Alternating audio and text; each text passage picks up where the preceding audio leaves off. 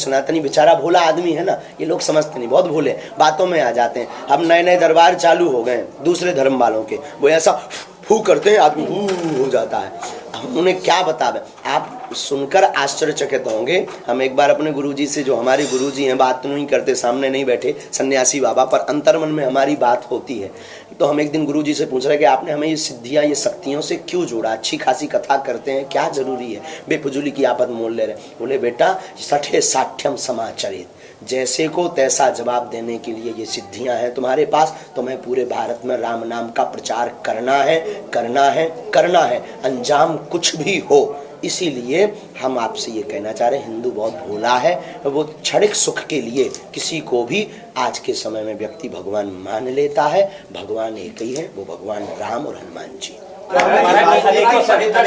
राजनीति में आए हैं, भविष्य में अगर आपको राजनीति करने का मौका, राजपीठ अलग है, व्यासपीठ अलग है, हमें मौका भी मिलेगा तब भी धन्यवाद। राजनीतिक परिदृश्य पर कुछ कहना आते रहते होंगे। राजनीतिक परिदृश्य पर हमारा यही कहना है कि राजनीति होनी चाहिए, पर राष्ट्र हित की नीति के साथ होना चाहिए। स्वार्थ हित, स्वाहित और केवल पार्टी तक सीमित वाली राजनीति गंदी राजनीति है। राजनेताओं के ऊपर अंकुश लगाने के लिए इसलिए व्यासपीठ है, इसलिए सब राजनेताओं को व्यासपीठ का सहारा लेना चाहिए और उपदेशों को सुनकर मनन करना चाहिए, ताकि राष्ट्र हित पर चिंतन। कुछ राजनीतिक लोग आए हैं प्रचार करने के लिए जंगलों में क्यों जा रहे हैं बनवासियों की, जिसकी क्या जरूरत है? अनेक मिशनरियां उनको, भोले भाले लोगों को लालच देकर के बहला रहे हैं, बहका रहे हैं। बड़े बड़े कथा व्यास उन तक पहुंच नहीं पाते हैं, बड़े बड़े आचार्य उन तक पहुंच नहीं पाते हैं, क्योंकि धन वो देते नहीं हैं, शहरों में वो आ नहीं पाते हैं। और अमीर लोग सिर्फ मंच पर आते हैं, गरीब सिर्फ ताली बजाने के काम आता है, वनवासी सिर्फ ताली बजाने के काम आता है। इसलिए हमने उल्टा कार्य किया है कि हम वन में जाकर के कथा करेंगे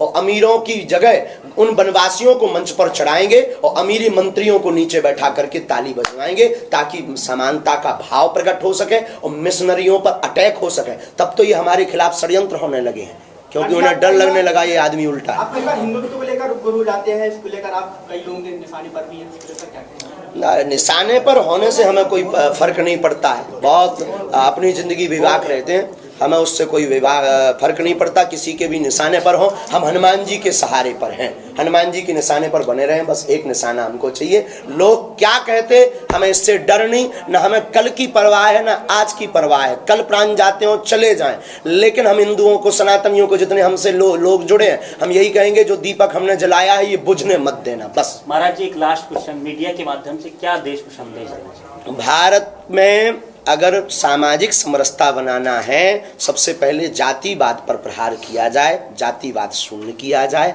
और सनातनीय संस्कृति के प्रचार के लिए बल दिया जाए। ये प्रत्येक राजनीतिक पार्टी को समझना चाहिए और प्रत्येक मानव के लिए हमारा यही प्रार्थना है, जितने भी लोग रहते हैं, किसी भी धर्म से हो, धर्म तो सनातनी है, बाकी जितने भी पंथ के लोग हैं, श्रीमान जी और सबसे निवेदन है, सबसे सर्वोत्तम धर्म है मानवता का धर्म। तुम सब कुछ करना, पर मानवता का धर्म मत भूलना।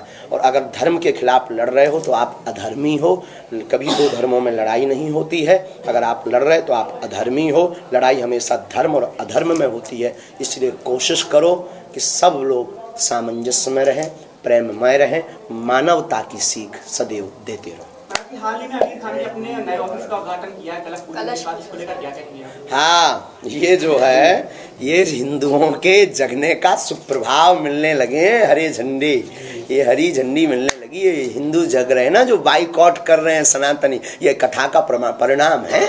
जो लोग कहते हैं कि महाराज जी क्या होता आपके बोलने से, चिल्लाने से, नाराज होने से सिर्फ न्यूज पेपर बन जाते हो, ये देखो ये होता है कि वो कलश भी रख रहे हैं, तिलक भी लगा रहे हैं, प्रणाम भी कर रहे हैं। धीरे धीरे वो समझ गए हैं, वो समझ गए हैं कि अगर जीना है तो ऐसे ही अच्छे से जी सकते हैं।